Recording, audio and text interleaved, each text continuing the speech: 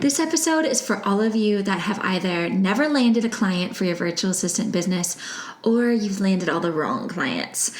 This is your friendly reminder that you are in charge of your business and you should spend every day working for your dream clients.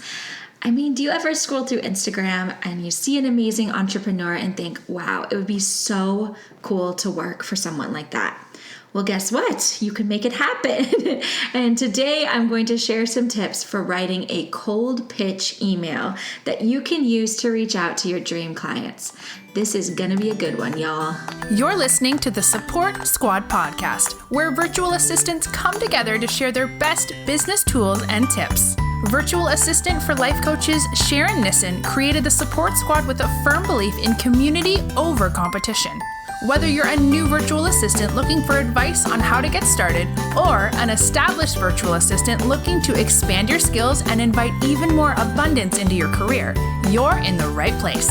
Working from home doesn't have to be lonely. We're in this together. Now, here she is, the host of the Support Squad podcast, Sharon Nissen. Hello. Welcome back to another episode of the Support Squad podcast. Before we dive into today's amazing episode, I have a really fun announcement to make. On May 27th, I'm launching a 5-day Biz Confidence Challenge for virtual assistants. So if you've been struggling to put yourself out there on social media or in your local community or even in our virtual assistant community, this challenge is going to help you gain the confidence to shine. It's going to push you just far enough out of your comfort zone to take your business to the next level. It's going to get started on Monday, May 27th, and I'll be giving away some amazing prizes at the end of the challenge, including a 1-year subscription to the Support Squad membership community that I'm launching at the end of the month. This is going to be so fun for new and experienced VAs. Sign up now at thesupportsquad.com so you don't miss a thing. Okay, so now into today's episode. Let's talk about cold pitching. It sounds really scary, right? Well, it doesn't have to be. Like all things in your business, if your cold pitch emails come from a place of intention and authenticity, they can really help you grow. So for those that don't know, a cold pitch email is an email to someone that you don't already have a relationship with, that you would love to offer your services to.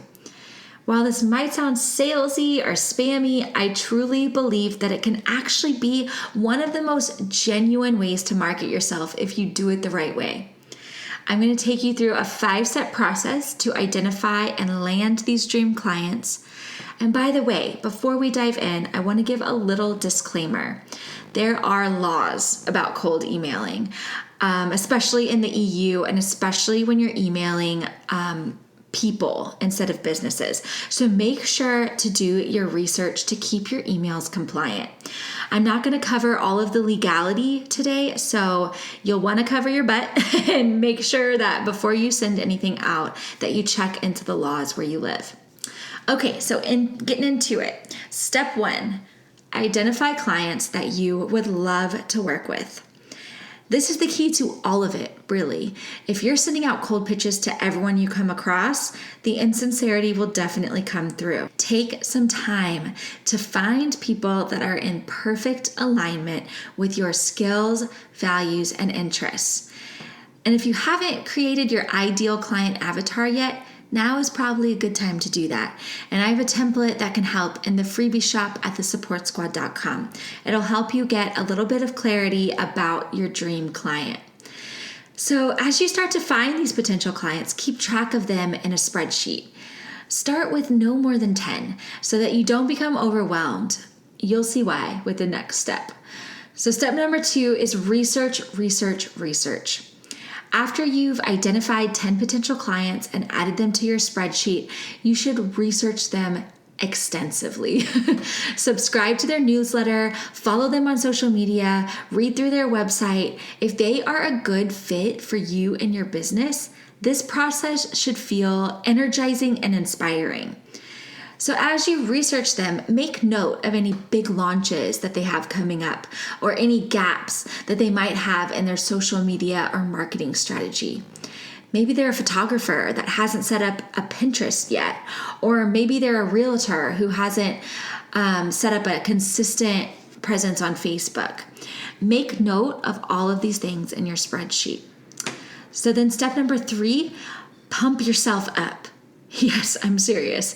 I want you to take some time to get your head in the right space before you reach out to potential clients. Here's the key. Don't think of yourself as a nuisance. Don't think of yourself as a cheesy salesperson. Think of yourself as a fellow business owner who is proposing a collaboration that will grow your potential client's business. You're not begging them for money. You're offering them a valuable service because you truly believe in their business. You're not beneath them. You're an equal. Got it? Not yet? Okay. Close your eyes.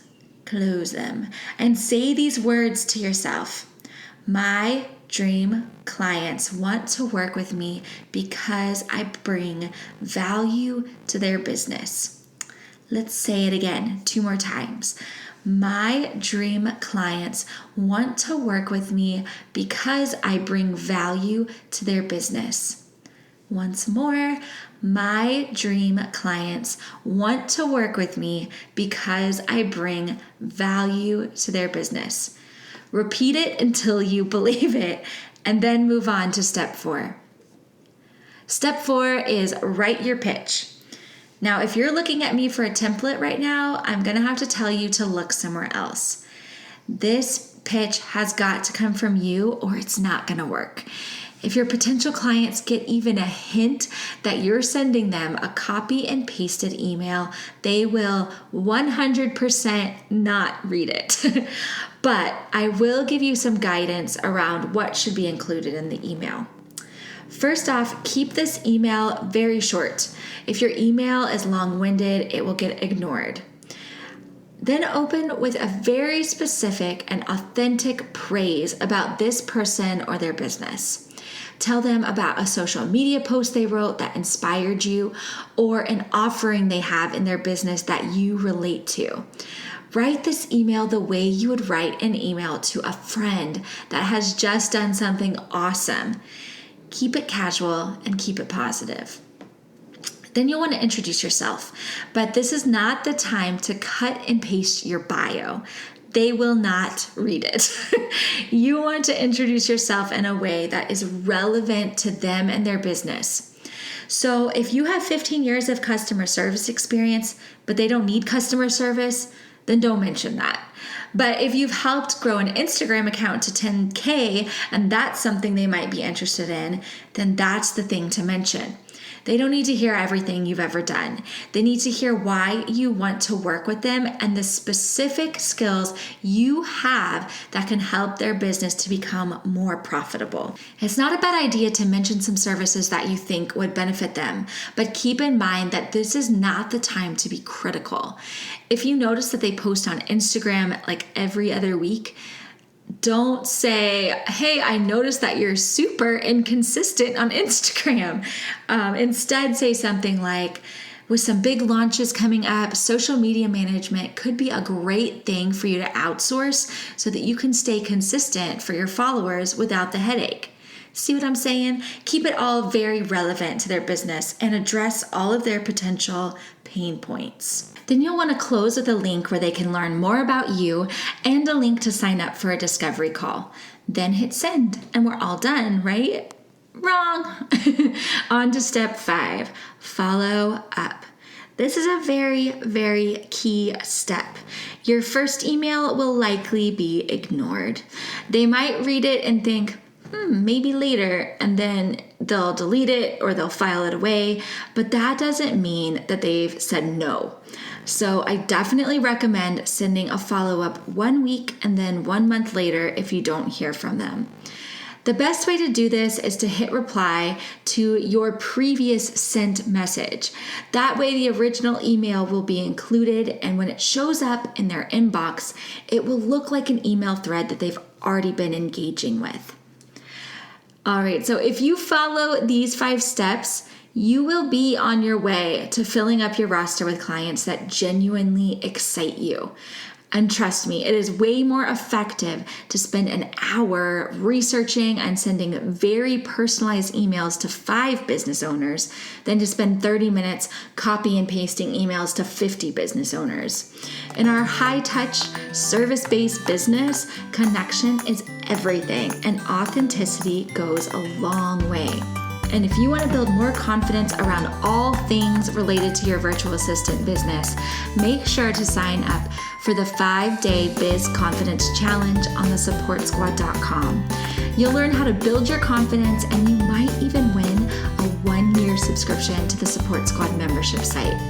And of course, you can always join us for fun and support in the Support Squad Hangout on Facebook. I'll see you in there. Until next time, Boss Babe.